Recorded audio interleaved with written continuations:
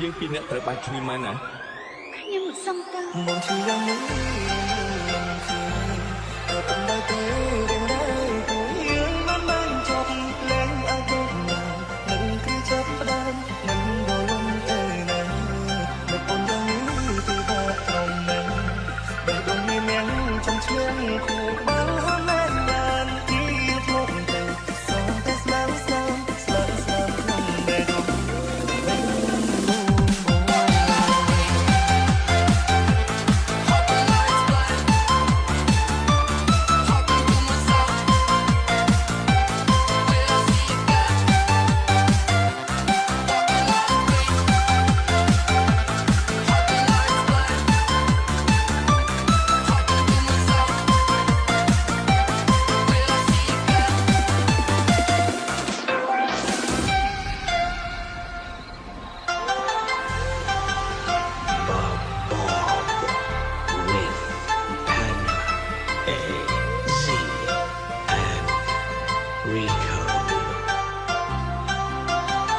គឺជាកំឡុងតែខ្ញុំវិញខ្លួនជាការ